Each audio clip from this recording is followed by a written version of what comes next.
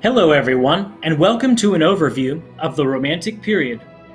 This is a time period that lasted roughly from 1820 to 1900. In relation to other music periods, here's where it sits in the red. Remember that each period had its own unique style. Also remember that you studied composers from the Baroque and Classical periods when you were in 7th grade last year. These were the two periods that led up to the Romantic period.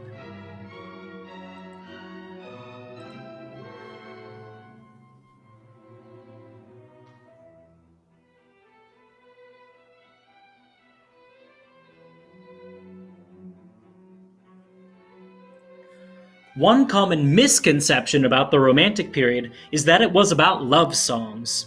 This isn't necessarily the case. Being quote unquote romantic actually refers to emphasizing heroism, adventure, mystery, and emotions, usually through an art form such as music. People in the Romantic era were quite fond of fictional characters that went on exciting journeys. This plotline was frequently found in much of the entertainment and artwork of the time. Romantic era audiences also preferred tragic endings over happy ones. This is especially evident in the operas of the period.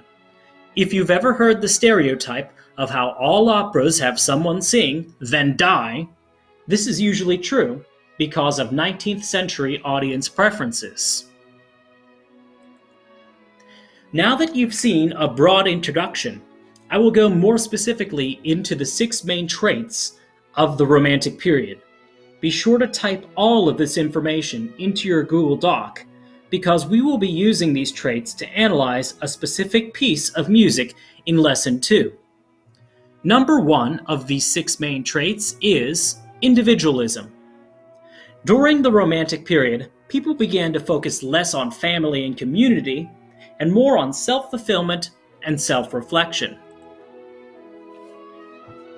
Number 2 is a reverence of nature.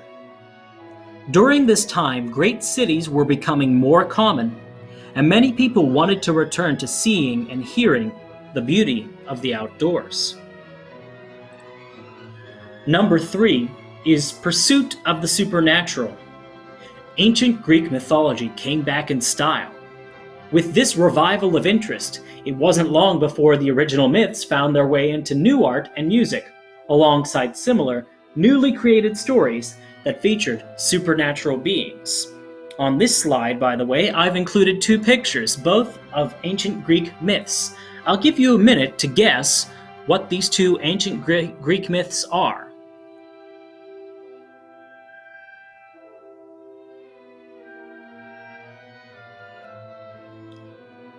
So on the left here, we have Pegasus, and on the right, we have Medusa. Congratulations to you if you guessed those correctly. Number 4 is nationalism.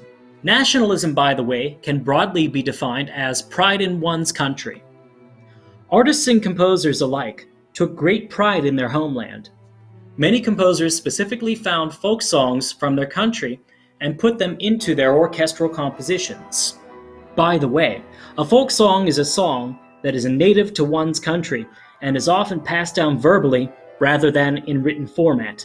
This Land Is Your Land is an example of an American folk song. Number 5 is emotional expression. Following in the footsteps of the great composer Beethoven, other composers sought to convey great and powerful emotions within their music. They also wanted audiences to get emotional as they were experiencing the music. Number 6 is giving meaning to music. The Romantic period is the first time in history where a great majority of the music took on storylines. Music that tells a story and conveys the scenes of that story through sound is known as program music.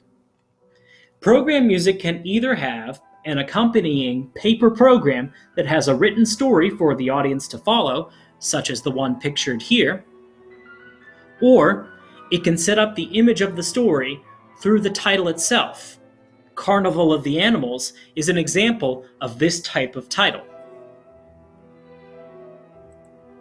Program music was a huge innovation of the Romantic period because most music of the previous eras was something we call absolute music. Absolute music has no subject matter and can best be thought of as music for the sake of something nice to listen to. Absolute music titles also weren't very creative, as they were usually only based on two things. That is, the form or type of the piece, and the number or key. So, for example, if you were around in the Baroque or Classical time periods, it would not be uncommon to see these types of titles. Symphony number 8. Symphony being the form, it is the 8th symphony, so the 8 is the number. Concerto, there's another music form. This is the 14th one, so the overall title is Concerto number 14. String quartet, another form. Opus 6. Opus is a numbering system, by the way, so you would have string quartet opus 6. Overture in C major. C major is the key, overture is the form.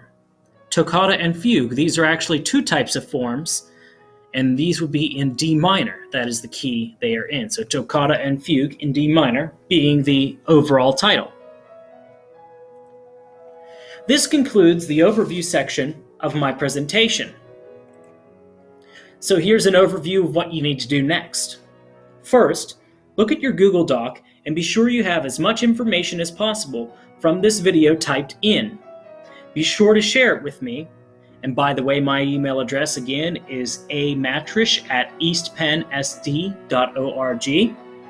Second, take the Check for Understanding quiz. The link can be found towards the bottom of the Lesson 1 webpage.